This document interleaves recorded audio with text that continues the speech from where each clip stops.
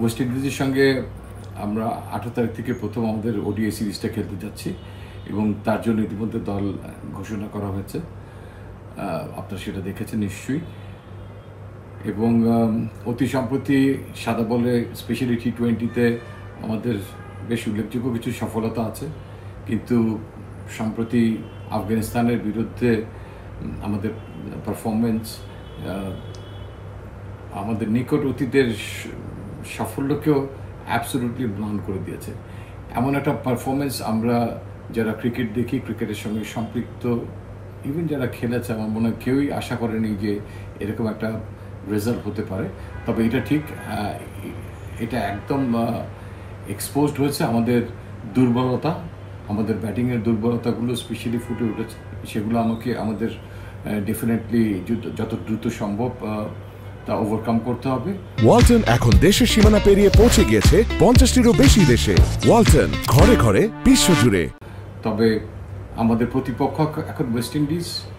আমরা আবুধাবি সেই পিচেও খেলছি না, হোমের নিজের মিরপুরের উইকেটে খেলছি এবং প্রতিপক্ষেও রশিদের মতো কিংবা অন্যান্য যে স্পিনার যারা ছিল অত্যন্ত উঁচু মানের, সেরকম স্পিনারদেরও মুখোমুখি হতে হচ্ছে না। এটা আমাদের জন্য একটা কিছুটা রিলিফের পয়েন্ট। এবং যে কষ্টটা বই বেড়াতে হচ্ছে প্লেয়ারদেরকে এখন, স্পেশালি যে এরকম একটা পরাজয় আমরা এত অল্প সময় পিচে অকুপাই করেছি, আমরা নিয়মিতভাবে 50 ওভার ব্যাট করতে পারছি না এবং এখন এই আফগানিস্তানের সঙ্গে তো একদমই হাফ অফ দ্য কোটাও আমরা ঠিকভাবে খেলতে পারিনি। তো এটা বুকে বয়ে নিয়ে বেড়ানোটা অত্যন্ত কঠিন একটা খেলোয়াড়ের জন্য এবং শারীরিক এবং মানসিক ক্লান্তিতে সম্পূর্ণ আচ্ছন্ন আছে প্লেয়াররা, এ ব্যাপারে কোনো সন্দেহই নেই। তবে এই দ্রুত মাঠে ফেরত আসা যেমন বিট চ্যালেঞ্জিং, যে আপনার এরকম একটা মাইন্ড সেট আপ থেকে, বিধ্বস্ত অবস্থা থেকে মাঠে ফেরত আসা, ঠিক একইভাবে আমি মনে করি যে দ্রুত সফলতার মুখ দেখে ভালো ক্রিকেট খেলে আমার মনে হয় যে গ্লানিটা আমরা আফগানিস্তানের সঙ্গে করেছি ব্যাটিংয়ে স্পেশালি, সেটার থেকে আমরা নিজেদেরকে রিকভার করে একটা সফলতার জায়গায় নিয়ে আসতে পারবো বলে আমি মনে করি।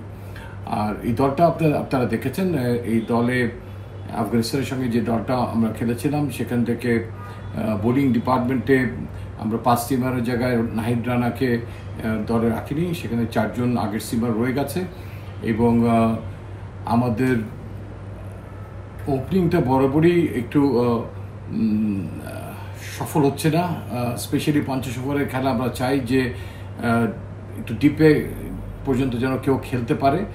সাইফ হাসান তার কাজটা করে দিচ্ছে, তাকে আরও একটু বেটার করতে হবে, তার ইনিংসটা লম্বা করতে হবে। তার পাশাপাশি আমরা সেই জায়গাতে আপনারা দেখেছেন সৌম্য সরকারকে ফেরত নিয়ে এসেছি।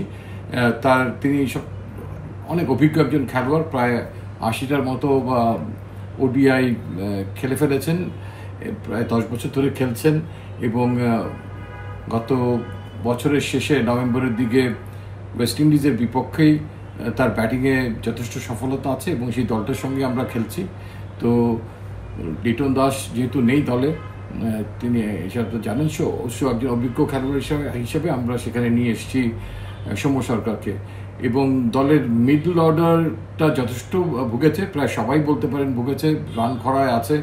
তো সেই জায়গাতে আমরা মাহিদুল ইসলাম অঙ্কনকে এনেছি। আমরা 2027-এ নেক্সট বিশ্বকাপটা ওয়ানডে ইন্টারন্যাশনালে বাংলাদেশ খেলবে, সেখানের কলেবরটাকে বৃদ্ধি করার জন্য যারা সম্ভাব্য কম্পিটেন্ট থাকবেন তার মধ্যে থেকে মাহিদুল ইসলামের নামটা, অঙ্কনের নামটা নিশ্চয়ই অনেক উজ্জ্বল।